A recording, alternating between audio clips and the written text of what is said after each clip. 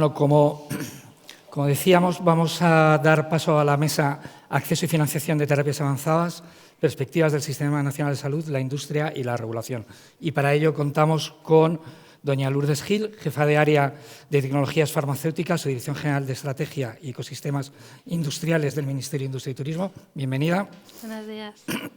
A don César Hernández, director general de Cartera Común de los Servicios del Sistema Nacional de Salud y Farmacia del Ministerio de Sanidad. Bienvenido, César. Y a don Luis Alcover, abogado especialista en Derecho Farmacéutico del bufete Faus y Moliner Abogados. Así que también bienvenidos a los tres y muchísimas gracias por compartir este espacio con nosotros. Bueno, como todos saben, el Sistema Nacional de Salud aprobó en julio del 2025 el Plan 2025-2028 de Terapias Avanzadas, que amplía el enfoque más allá de los CAR-T y se articula sobre tres pilares importantes que son la equidad, la seguridad, la eficiencia, la red de centros, los protocolos comunes, la monitorización de resultados. Y además a esto se suma la Estrategia de Enfermedades Raras del 2024, que se está actualizando y que insiste en facilitar de forma centralizada el acceso a terapias avanzadas y medicamentos de alto impacto. Por lo tanto, como todos saben, estamos ante una cuestión especialmente compleja porque entre terapias avanzadas para enfermedades raras confluyen tres aspectos legítimos y que muchas veces son difíciles de reconciliar. El acceso rápido para pacientes con una alta necesidad, evidencia suficiente para poder tomar buenas decisiones públicas y una exigencia también básica de sostenibilidad para que la innovación sea financiable y además escalable. Por lo que de todos estos aspectos vamos a debatir a continuación. Por tanto, voy a articular el debate. Entonces, el primer bloque son una pregunta para cada uno de los ponentes y luego el resto es una pregunta común para cada uno de ellos. Por tanto, el debate ya no es si financiar sí o financiar no, sino cómo organizamos de verdad el acceso real y para ello el Plan Nacional pivota sobre centros designados, protocolos de obligado cumplimiento e información compartida y además las comunidades autónomas han señalado como prioridad facilitar de forma centralizada el acceso a las terapias de alto impacto. En este sentido, César, el nuevo Plan 2025-2028 amplía el modelo a todos los medicamentos de terapia avanzada. ¿Qué cambio operativo debería notarse antes por el paciente? ¿Menos tiempo, menos variabilidad territorial, mejores criterios de selección o mejor seguimiento de resultados? Bueno, buenos días a todos y gracias por la invitación. A ver, yo creo que el plan de terapias avanzadas es una pieza más de un puzzle que tiene muchísimas más piezas. Y lo que busca es un poco ordenar algo que dentro del sistema sanitario incluye, pues, sobre todo cuando hablamos de enfermedades poco frecuentes, pues que tiene que existir casi necesariamente un cierto movimiento de pacientes. Es decir, que habrá terapias avanzadas, pero que sí, aquí es que mezclamos a veces varias cosas y no solapan exactamente. Pero habrá terapias avanzadas que sean de uso general y que por lo tanto todos los hospitales tengan que tener la capacidad de ponerlo. Habrá terapias avanzadas que sean tan específicas que aun no siendo, digamos, tecnológicamente complejas o en su aplicación o en su organización o lo que sea, pues habrá que tener unos pocos centros. En el fondo es como organizar el sistema sanitario de forma que para el paciente sea percibido como un único sistema sanitario en el que se tiene acceso a lo frecuente, a lo habitual, pero también a lo técnicamente complejo, sin necesidad de que entremos en el mundo CESUR, y también al CESUR y a la red de centros de referencia europea, la CRN. Entonces, lo que busca este plan es un poco ordenar. ¿En qué momento lo busca ordenar? Pues claro, el primer plan, aunque se llamaba de terapias avanzadas, hacía referencia a 2 CAR-T que había en este momento. Ahora mismo, no siento, no me sé cuál es el número, pero el número de terapias avanzadas sobre las que podríamos tener, yo creo que son todas, menos algunas indicaciones. Las que no, pues están en proceso de evaluación. Es decir, somos un país en el que esto forma parte de la rutina, el encontrar puntos de acuerdo de cómo incorporar dentro del sistema todos estos medicamentos. Y que simplemente tenemos que tener un acuerdo entre todos de cómo poderlo hacer de manera práctica. Y otro acuerdo que tenemos que tener entre todos es realmente qué es lo que estamos financiando o qué es lo que estamos impulsando con respecto a todo esto. Y voy a terminar esta primera parte de la intervención con dos reflexiones muy cortas. Uno, esto también forma parte de lo que ahora es acuciante discutir en Europa, que es la Biotech Act. Es decir, esto, no, insisto, no es un elemento aislado, es si queremos ser parte de un mundo que invierte y desarrolla este tipo de terapias para enfermedades raras y no raras, pues hay que ver cuál es la mejor manera de poner todos los incentivos en el sitio que haga falta. Y este es un aspecto que ahora es, insisto, crucial y que está en el momento donde todavía se puede modular en un sentido y en otro, lo cual puede ser la diferencia entre un cierto éxito, porque no está fácil, lo tengo que decir, no está nada fácil, y no por Estados Unidos, no está fácil por China. Bueno, se puede modular en un sentido o en otro. Y otra cosa que tenemos que ser conscientes, a pesar de que tengamos una visión amplia, es que tenemos que encontrar cuál es la vía de traducir un mercado en el que no importa cuánto vayamos a pagar ni el nivel de evidencia que tengamos por una enfermedad rara y un medicamento para una enfermedad rara, como transitamos al objetivo, que yo entiendo que para todos es el objetivo, que es el tener tratamientos para las 7.000, 6.000, 7.000 enfermedades raras que hay, es decir, no para 2 personas, con lo cual podemos más o menos decidir que, en fin, que da igual, que es casi un compromiso personal con esas 2 personas, al compromiso con 3,5 millones de personas en España, 35 millones de personas en Europa, lo cual, digamos, ya no es un mercado tan pequeño. Entonces, esto es algo que también es un debate que tenemos que tener. Y probablemente ese debate tenga que ampliar las miras fuera del ámbito sanitario, porque exigir o pedir que sea el ámbito sanitario el que tire de todo esto, yo creo que va a ser complicado y que vamos a encontrar algunas barreras como las que ya estamos encontrando y que no va a ser fácil de solventarlas como las hemos solventado hasta ahora, que es decir, bueno, total, es un grupo reducido de patologías, de todo esto. No, porque no es tan reducido, porque es grande y porque será imposible pagar del orden, no me voy a ir muy alto, de 1 millón de euros por cada una de las terapias génicas que podamos ser capaces de inventar de aquí en adelante. Entonces, todo esto hay que tenerlo ahora mismo en la cabeza. Creo que es un momento crucial. Creo que el compromiso con las enfermedades raras es sanitario, pero también es social y que, por lo tanto, deberíamos involucrar a otra gente a la hora de facilitar que la parte sanitaria pueda vivir con las restricciones que esto tiene. Y ya está, y hay propuestas, tanto a nivel de la Biotech Act, también a nivel de la legislación española. Yo creo que hay cosas con lo que tenemos en marcha que se pueden trabajar en este ámbito, pero forma parte de un debate bastante más amplio que solamente decidir en la parte sanitaria, comisión de precios, acceso y financiación de terapias avanzadas. Muchas gracias, César. Centrándome en la primera reflexión que ha hecho César sobre la importancia que tiene para Europa el ser un actor fundamental desde el punto de vista industrial y de generar innovación y, por supuesto, también para España. Entonces, Lourdes, desde la perspectiva de la política industrial, ¿qué está frenando más que España convierta su capacidad científica y clínica en acceso real y en capacidad productiva estable? Yo te enumero algunos aspectos y si tú crees que hay algún otro más que hayamos dejado, lo mencionas con absoluta tranquilidad. La incertidumbre de la demanda, la fragmentación territorial, la dificultad de escalado o la falta de un marco suficientemente predecible a nivel europeo. Gracias, Álvaro. Voy a enlazar con la intervención del director general, porque es muy importante dar el mensaje primero positivo del trabajo que estamos realizando en nuestro país y con esa estructura de trabajo, de diálogo y de gobernanza con la estrategia de la industria farmacéutica.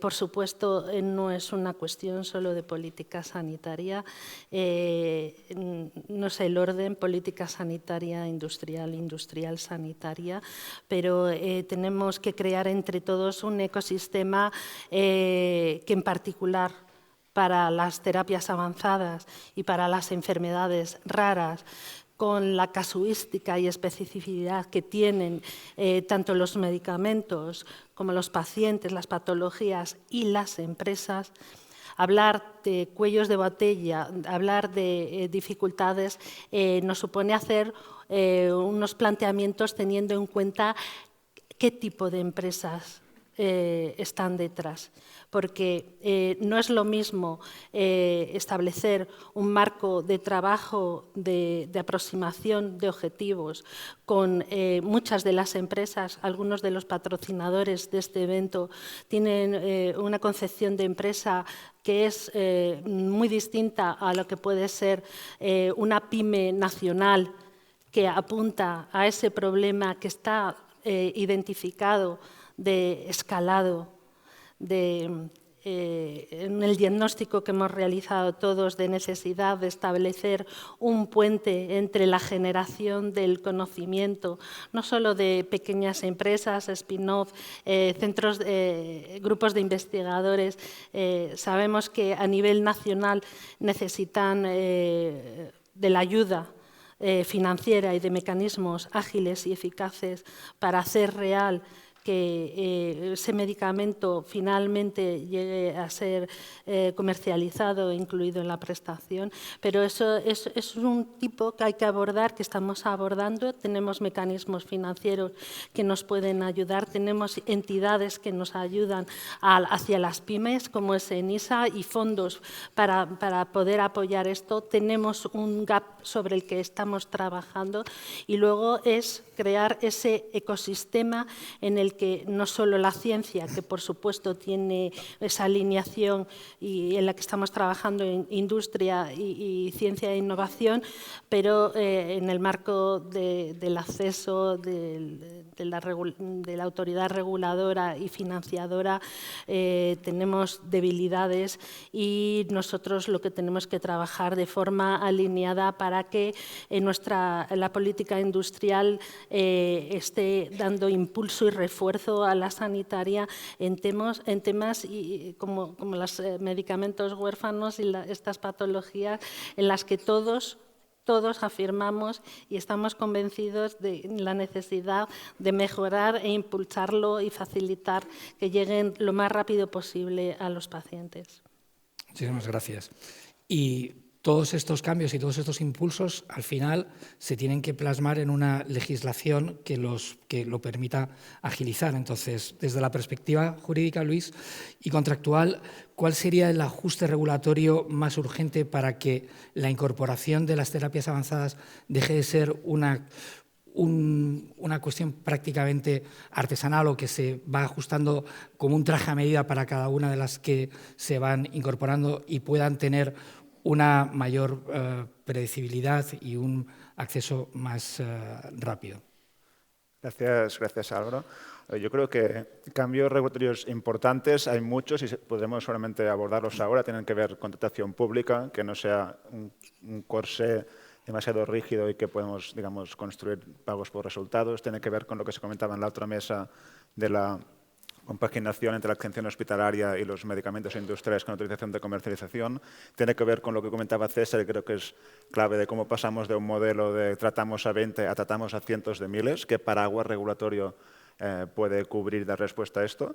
Pero preguntabas por la expresión urgente. Yo quizá, tema urgente, diría que no podemos dejar de obviar el tema de la confidencialidad de precios y condiciones de financiación. Sé que este es un tema antiguo y que se ha venido trabajando durante mucho tiempo, pero creo que con el contexto geopolítico actual y con políticas tipo la Most Favored Nation y parecidas, ha tenido una importancia brutal en el corto plazo y requiere acción inmediata en el corto plazo, ¿no? Porque subrayaba su urgencia, pues yo creo que esto es un tema que tenemos que abordar, porque sin garantía de confidencialidad hay un claro riesgo por parte de las compañías de despriorizar España, de retrasar en lanzamientos, de ofrecer menos descuentos y además, y subrayo, hay un riesgo para el interés público de pérdida de capacidad de negociación y, por lo tanto, pérdida y perjuicio del interés general, ¿no? Entonces, muy rápidamente, ¿dónde estamos con este tema?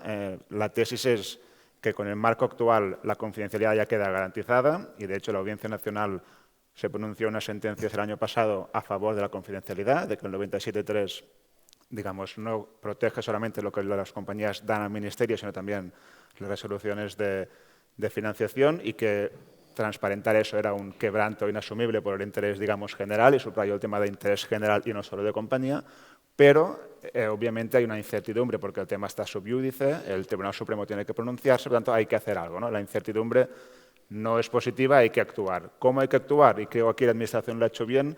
Desde el punto de vista propuesta ante proyecto de ley, artículo 114, refuerza confidencialidad, lo valoro muy positivamente, pero otra vez es un tema urgente que planteamos ante proyecto de ley, recorrido largo. Segunda actuación de la Administración, en la enmienda junto con Sumar en el proyecto de ley de defensa de derechos de las personas con discapacidad, donde hay un refuerzo al artículo 97.3, se expresa explícitamente que las resoluciones serán confidenciales y se añaden, muy importante, no solo la resolución, sino los precios, digamos, netos o los precios en los contratos públicos, ¿no?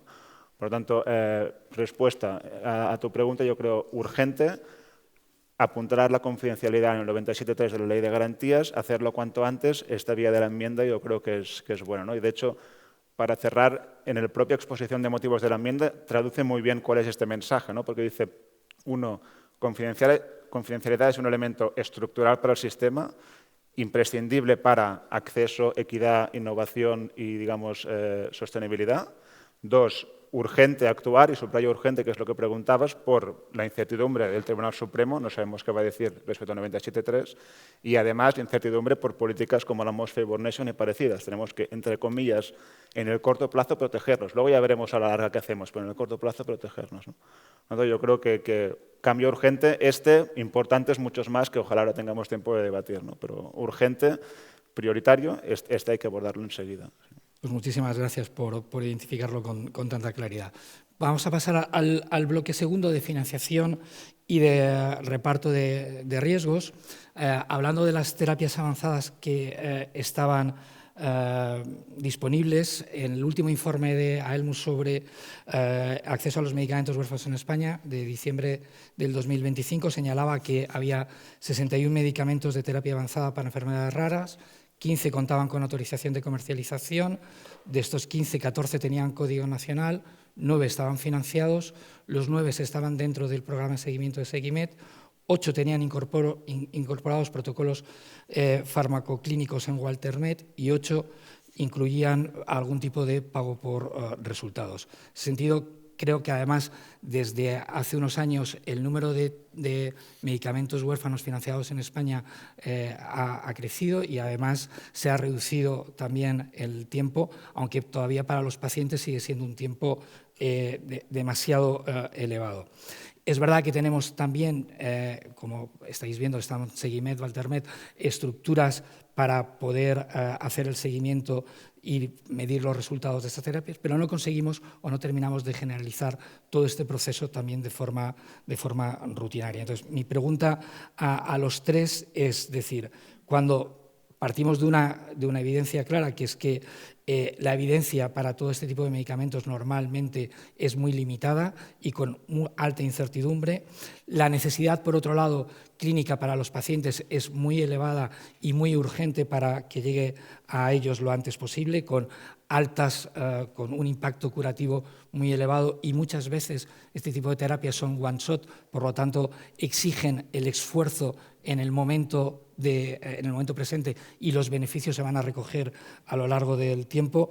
Bueno, pues ¿cómo deberíamos repartir esa incertidumbre entre el Sistema Nacional de Salud, la compañía, el hospital? ¿Cuáles serían los esquemas de riesgo compartido y por qué tipo de instrumento deberíamos decantarnos más? Si un pago único, anualidades, y si esto es posible dentro del marco legal que tenemos, pago por resultados, techos presupuestarios o una combinación.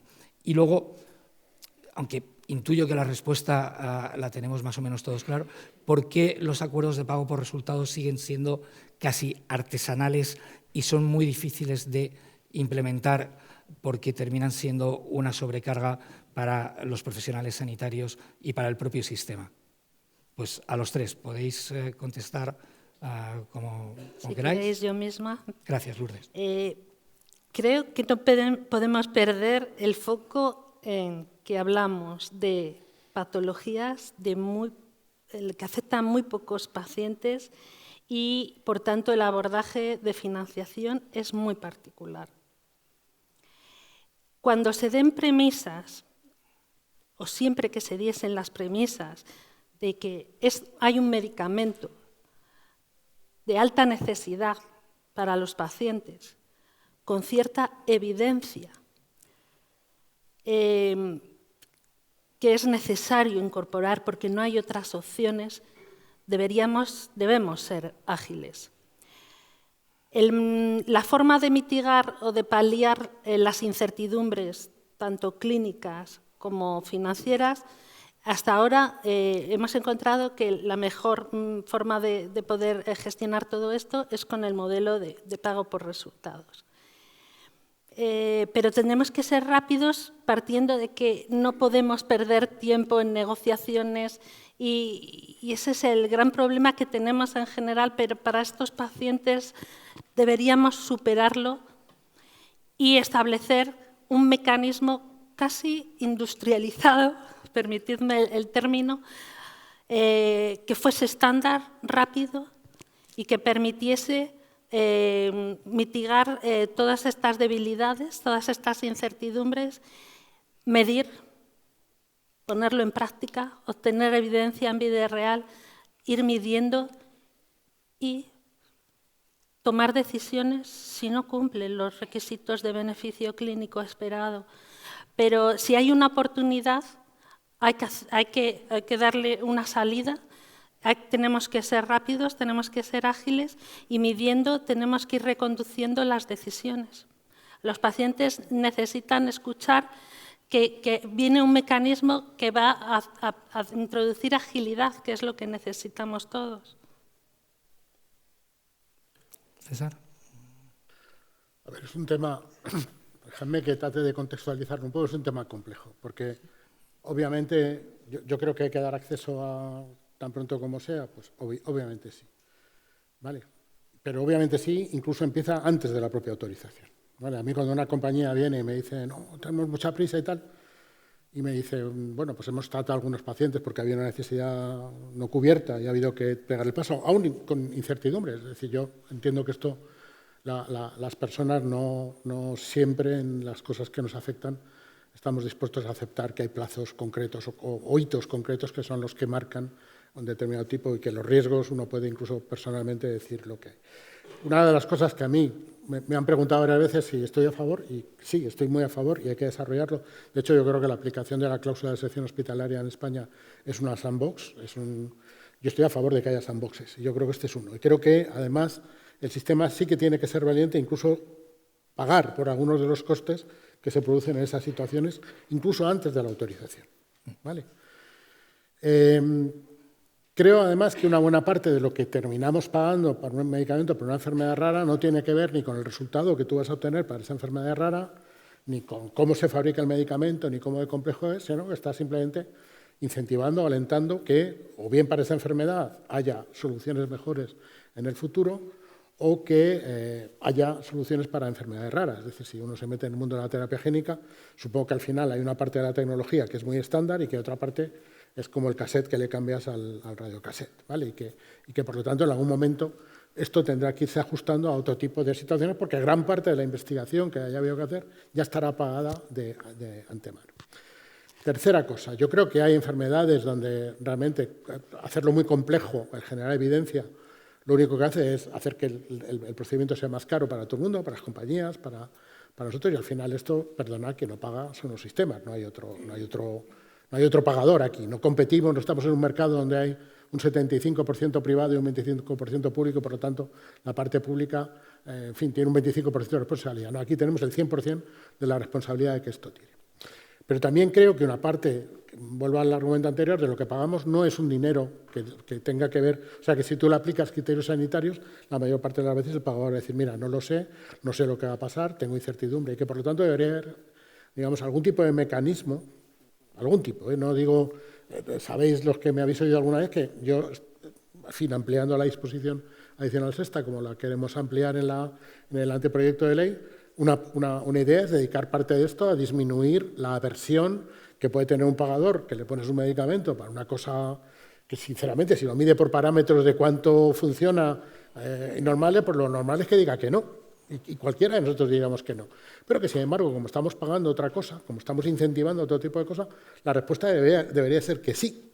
¿Vale? Pues para disminuir eso, para facilitar eso, debería haber otro dinero, no sé, fin, parte de fondos europeos, a lo mejor, de lo que se dedica a otra cosa que venga a dedicar acceso, porque a lo mejor, dedicándose dinero al acceso, terminas tirando de todo el sistema de investigación y desarrollo, tanto como tiras metiéndolo solamente en la parte de investigación y desarrollo, donde luego se encuentra una barrera. La disposición adicional sexta, instituciones cuya responsabilidad social les lleva a meterse en enfermedades raras. Tenemos mucho dinero que se dedica a cosas que, sinceramente, no van a ningún lado. Y uno de los mayores, en fin, voy a decir dramas, porque yo creo que es un drama, son estas... y hay mucha capacidad de generar dinero, pacientes que generan dinero para una enfermedad rara y al final, uno, no saben qué hacer con él, y lo segundo, pues si su esperanza era tener un tratamiento para su hijo, pues es que no lo van a tener. Y esto genera mucho drama. Y yo recuerdo una conversación con un padre, tengo 3 millones, mi hijo ya no podría participar en un ensayo clínico, que no sé qué hacer. Pues esto es lo que tenemos que intentar ayudar a que facilite que el sistema sea, digamos, se mueva de manera amplia. Insisto, no pedirle a Sanidad que cargue con toda la responsabilidad, porque yo creo que esto es una responsabilidad que es más compartida. Y cierro aquí un apartado y ahora abro el otro. Creo que llevamos mucho tiempo engañándonos nosotros mismos con el tema del solitario. Yo creo que ahora se ha ido José María, pero hoy leía, ¿no?, una cosa que ha publicado él en su revista en fin, los expertos no son partidarios de que haya mayor complejidad y, sinceramente, el primer partidario de que no haya complejidad soy yo. ¿Vale? Es decir, que yo, si tengo que abogar por algo, me parece que abogar por sistemas complejos de pago por resultados, de pagos aplazados, es simplemente cómo manejar un tema que al final nos lleva, y no iba a intervenir, pero voy a intervenir, a cómo garantizamos una ficción que es que voy a pagar 2 millones de euros cuando no voy a pagar 2 millones de euros por una terapia. ¿Por qué? Pues porque no va a ir en esa línea. Y si los pago no los voy a pagar ahora por lo de ahora, lo voy a pagar ahora por toda una vida libre de enfermedad. Entonces, esa parte yo creo que también tenemos entre todos que, en fin, hacérnoslo ver, porque yo me da la sensación que los mismos expertos, no he leído la noticia más que el titular, o sea que no sé qué expertos son, y si hay alguno en la sala que no se dé por aludido, o que se dé por aludido con todo el cariño, pero supongo que son los mismos expertos que hace 10 o 12 años abogaban porque todo tenía que ser pago por resultados, pago por resultados, pago por resultados. Es imposible mantener un pago por resultados de todas las enfermedades y todos los medicamentos que tenemos, imposible. Ni con los sistemas de información mejor adaptados, ni con formas industriales de generación de tal. Y luego, lo segundo, hacer eso solamente porque el medicamento es caro es caer en una trampa, porque solamente vamos a justificar que el medicamento siga siendo caro. Entonces, entre todos tenemos que hacer ver cómo hacer un sistema que sea más fluido, ver cómo efectivamente se pueda recompensar. Yo creo que, obviamente, para eso hay una legislación específica de medicamentos para enfermedades raras y otra legislación específica para medicamentos de terapia avanzada, que, insisto, no solapan exactamente. Bueno, que efectivamente eso merece la pena ser incentivado. Pero claro, no puede llevarnos a sistemas que sean directamente inmanejables. Y creo, lo digo con total rotundidad, creo que estamos, si no hemos sobrepasado el límite, estamos rozando el límite de lo que es manejable. Y que no somos conscientes de la cantidad de recursos que metemos en poner, en fin, por parte de unos y por parte de otros, al servicio de ver una cosa que el uso, la práctica clínica debería garantizar sin necesidad de, en fin, hacerlo vincular a lo otro. Entonces, yo ahí simplemente esa reflexión general y este punto de alerta, pues yo creo que no vamos bien. Ahora, dicho esto, ¿es posible que esto lo cambiemos de hoy para mañana? No, de hoy para mañana tendremos que seguir haciendo acuerdos que vinculen, porque si alguien pide 2 millones de euros por una terapia, ¿cómo no vas a vincular 2 millones de euros a un resultado? Es decir, no, perdonad, no cabría en ninguna cabeza. Si vosotros me decís 20.000 euros, 25.000, 40.000 euros, a lo mejor podría decir, mira, engloba todo, me quito todo esto. Pero 2 millones de euros no puedo hacerlo sin vincular un resultado.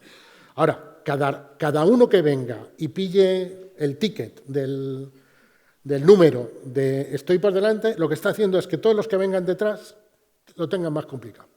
Porque esto va a tener un límite, si no, insisto, si es que no lo hemos alcanzado ya.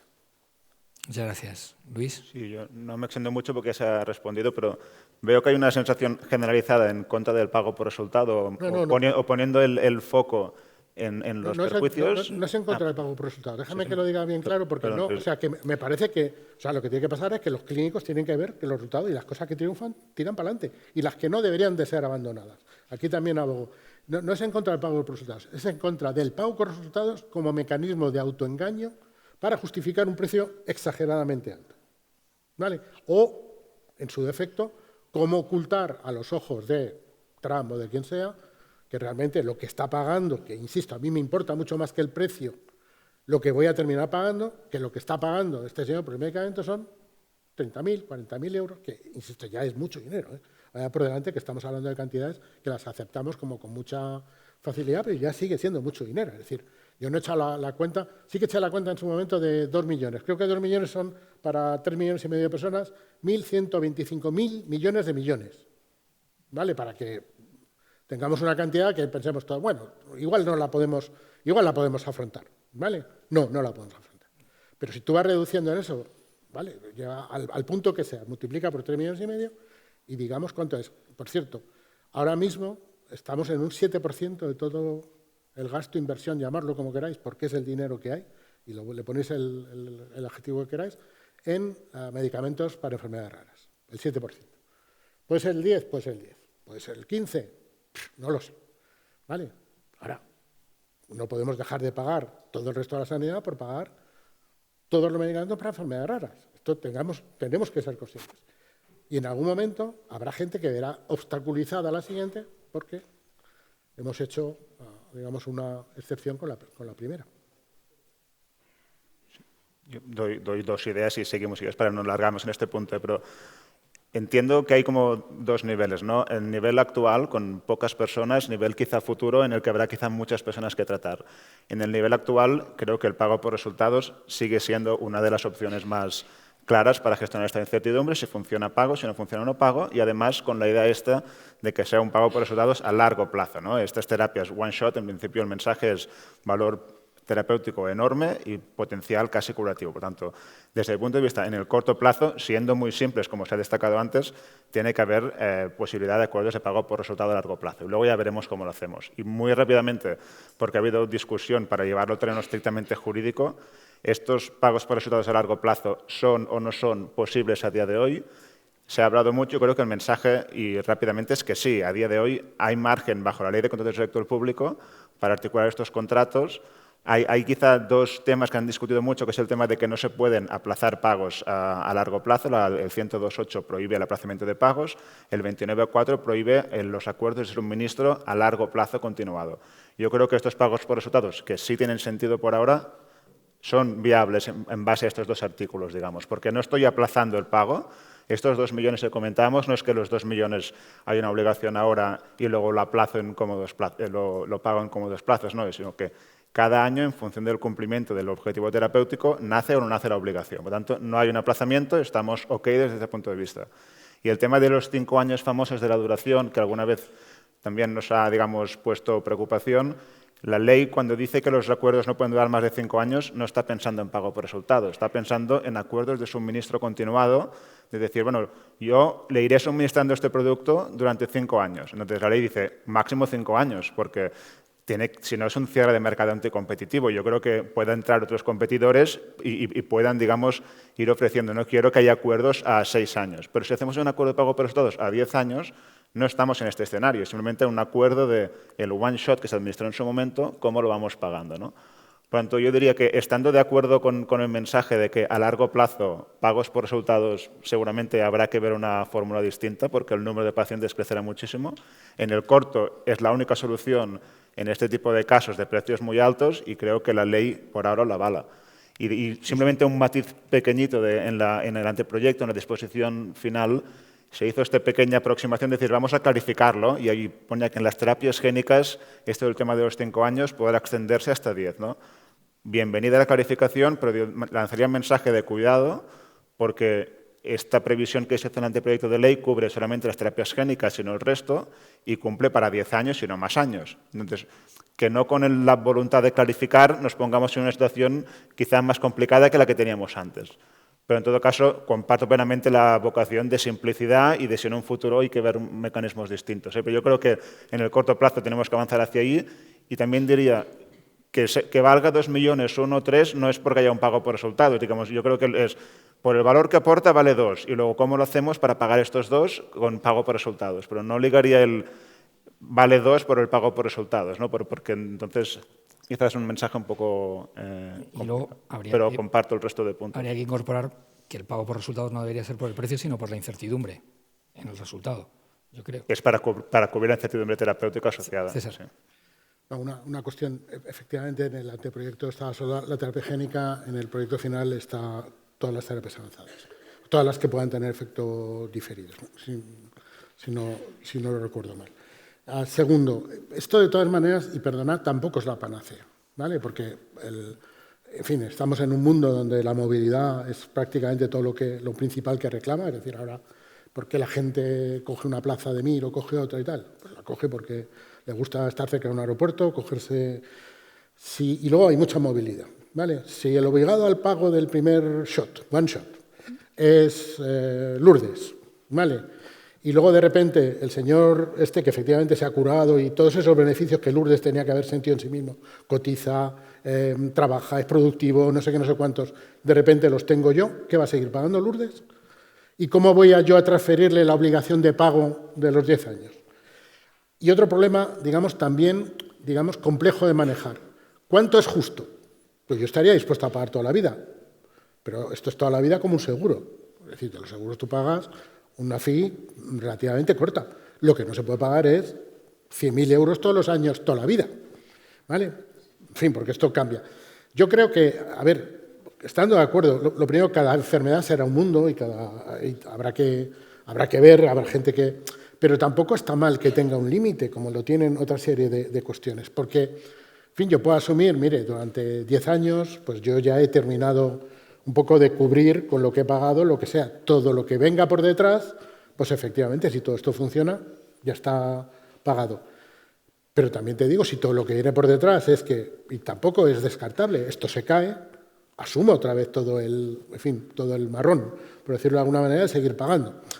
Y ahí ya nadie no voy a poder llamar al señor y decir, oiga, mire, ¿se acuerda usted que hace 10 años hubo un one shot en no sé dónde? A lo mejor la empresa ni siquiera existe, los CEOs han cambiado 14 veces. ¿Se acuerda que hubo tal y hubo un one shot? Mire, que es que al final no ha salido bien y le sigo poniendo factores de coagulación ahora. ¿Cómo solucionamos eso? Entonces, a ver, tenemos que ser creativos, estoy completamente de acuerdo contigo, pero tengamos también la mirada puesta en ser prácticos, porque es que es un tema extremadamente complejo. Extremadamente complejo. Todavía si se mueve la persona dentro de España, dirá que podría haber un compromiso. Si se mueve dentro de Europa y si se mueve a otra parte del mundo. ¿Qué sigo pagando porque el 7 de enero de 2014 le puse un one shot a alguien, en 2034 este alguien está en otro lado?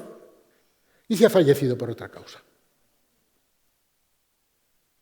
¿Y si la enfermedad, hace que, estar mejor, hace que asuma riesgos que al final un hemofílico, ¿no? Un hemofílico no juega al fútbol, no sé qué, pero de repente está bien y juega al fútbol.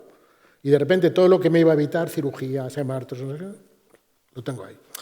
Entonces no seamos, claramente es una vía, pero no seamos excesivamente triunfalistas diciendo tenemos la solución. Por cierto, la ley de contratos permite muchísimas cosas. Lo único que tenemos que hacer es ponernos de acuerdo. Tenemos un grupo sobre contratación que yo creo que va a chutar porque lo necesitamos, una guía de buenas prácticas de contratación que expliquen, porque gran parte de las cosas que hay, como tú dices, gran parte de las demandas las permite la ley de contratos del sector público.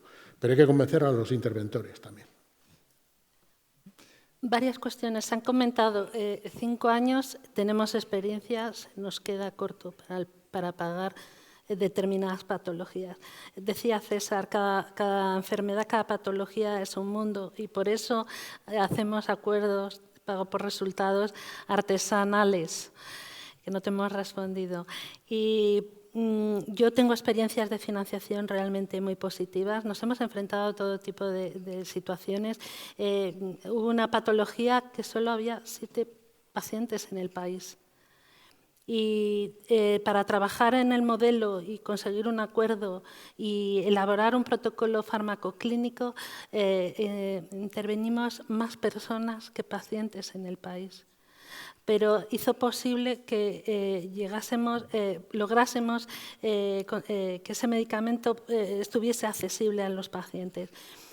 Ahora mismo tenemos que innovar en otros mecanismos, pero yo creo que para resolver la incertidumbre clínica es fundamental en patologías de estas que afectan a tan pocos pacientes, ir midiendo y que eso no sea una limitación para la toma de decisión y luego ir verificando el beneficio clínico, confirmando los pagos y así resolver la incertidumbre. No es la panacea, pero ahora mismo creo que hay que afirmar que es el modelo que mejor nos ha servido en patologías de estas que afectan a muy poquitos pacientes. El modelo de incluso la negociación con una empresa es muy diferente porque tú no estás hablando de volúmenes, estás hablando de muy poquitos medicamentos para pacientes que cuestan efectivamente precios increíbles, pero que hay una oportunidad para ellos y hay que probar rápidamente y si se confirma que es un fracaso, pues revertir la decisión.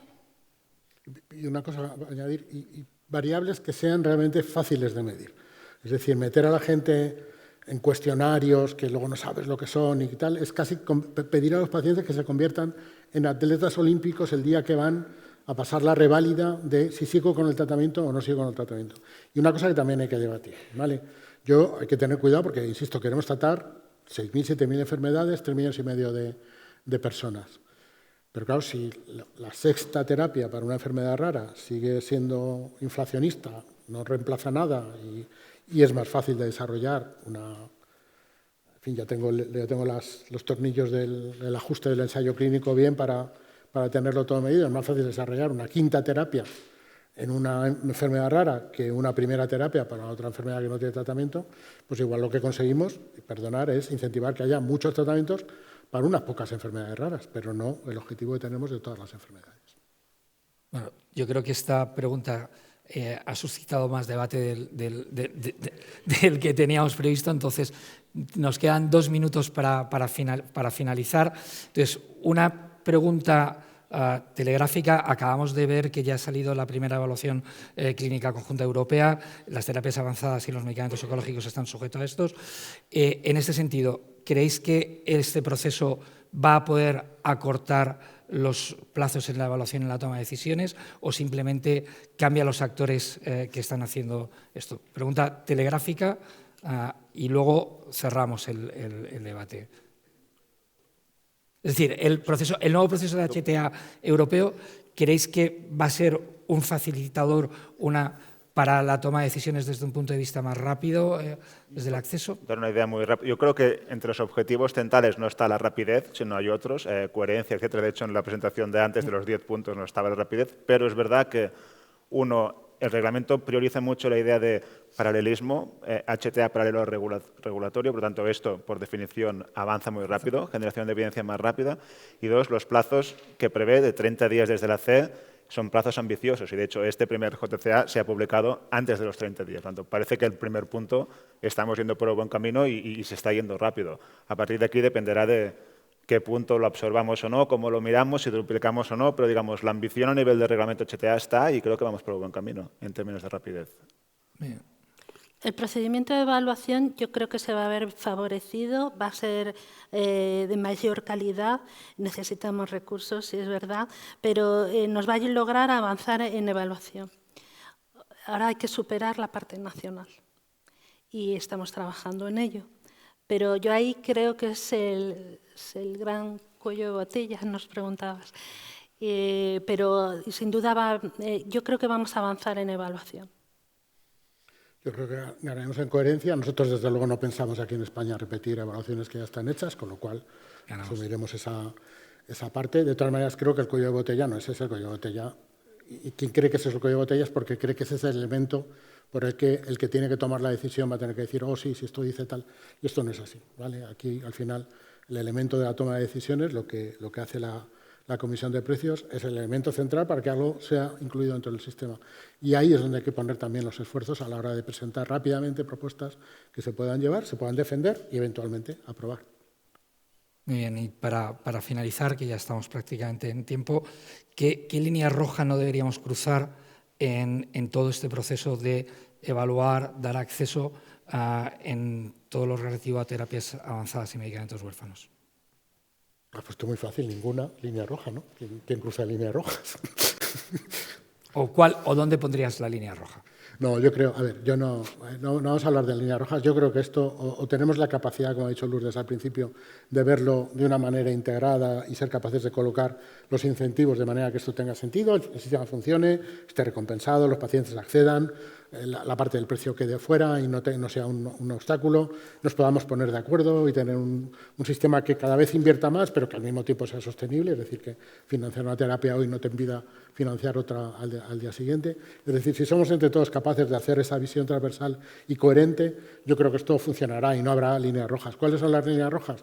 Las líneas rojas son las que ya conocemos de antemano, son los trágalas, son las presiones, son el te pongo, digamos, esto y esto no se puede mover. Y no se puede mover no porque a lo mejor no sea razonable moverlo, porque yo creo que estamos llegando a acuerdos de puntos de mucha razonabilidad, incluso pasando por encima de cosas que el sistema más clásico diría, no, esto es una barrera, aquí no la vamos a hacer. Estamos cruzando algunas barreras.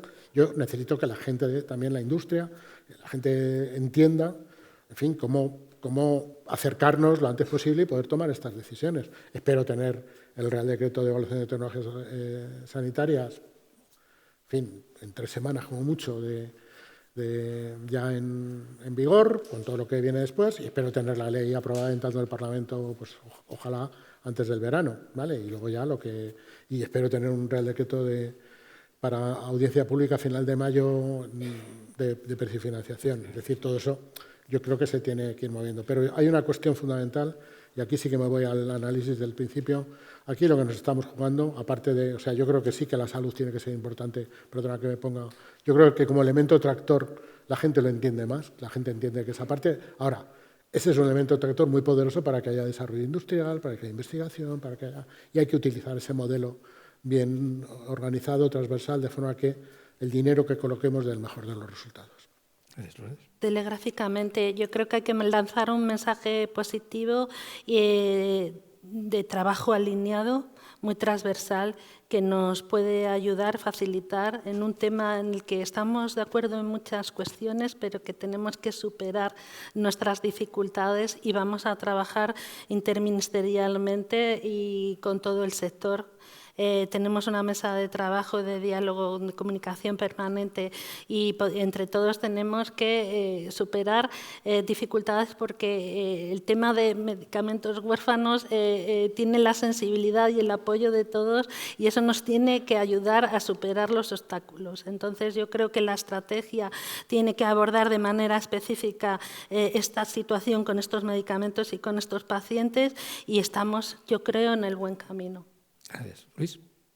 Sí, yo quizá diría líneas rojas. Era un tema que no hemos comentado mucho, el tema de la exención hospitalaria, pero diría asegurar la compaginación entre las industriales y hospitalarias y asegurar, que es un tema que se debatió mucho en el EU Pharma Package, de que cuando haya una indicación autorizada no se vaya por la exención hospitalaria. Eso se ha comentado antes, pero creo que es un tema a reforzar. Se discutió en su momento de incluirlo expresamente en una nueva directiva, de que no se usaría exención hospitalaria cuando haya una autorizada, es decir, evitar el solapamiento de indicaciones. Eso no está ahora y yo creo que eso sería una línea roja, es decir, que la exención hospitalaria cumple un papel clave cuando no hay alternativa terapéutica, pero tiene que tener su lugar y entonces no puede ser que se use cuando hay una indicación autorizada. Y quizá dos, cuando se usa, entonces, se ha comentado antes también, no tiene que ser un fin en sí mismo, sino que tiene que construir como un camino hacia la autorización de comercialización, como antes comentamos, ¿no? Generación de datos no solo para cumplir con la norma, sino para generar un nuevo dossier y la autorización de comercialización. Sea con una licencia que antes se ha comentado, lo que sea, pero digamos, tiene que ir este camino, ¿no? Por lo tanto, yo diría línea roja, que no se convierte la exención hospitalaria en una solución estructural cuando hay una alternativa autorizada. Yo creo que este es un punto que compartimos y que es importante. Supongo que compartimos, no lo sé. Sí, pero... No, cualquiera que haya leído el informe de terapias avanzadas sabe que no está compitiendo a ese nivel. Exacto. Y cuando una compañía viene y dice, no, yo vengo a tal indicación y tal, y ya te dice que no puede cubrir, ya no te digo el 100%, ni el 25% de la población, ¿qué lo consideras? ¿Una necesidad ya cubierta porque alguien te cubre 25 o una no cubierta porque te queda 75? Es decir, también tiene sus matices. De todas maneras, como estamos de acuerdo en eso, sé que indudablemente, y lo quiero decir, que la exención hospitalaria es una escalera que tiene más escalones para poder llegar a algo a la autorización. Es decir, desde el punto de vista de acceso y financiación, yo lo que necesito es que haya competencia. O sea, cuanta más competencia, mejor. Cuanto más actores queriendo vender y trabajar en todo eso, mejor. Entonces, esto es una forma de facilitar que haya más competencia y que se pueda, en fin, que se pueda trabajar cuanto antes. Pero, de acuerdo, no tiene que ser una herramienta sustitutoria, pero es que tampoco quiero sembrar alarma, es que no lo es. Echar un vistazo al informe. Permíteme mencionar el carácter excepcional que debe tener la exención hospitalaria y que debiera estar en aquellas situaciones en las que no hay opciones comerciales ni hay interés comercial, como se ha mencionado, porque tenemos que cuidar y proteger nuestro potencial investigador. Bueno, pues me alegro que hayáis sacado el tema de la exención hospitalaria porque estaba dentro del debate y por el tiempo nos lo habíamos dejado. Así que muchísimas gracias a los tres y no le vamos a robar más tiempo a la siguiente mesa. Gracias.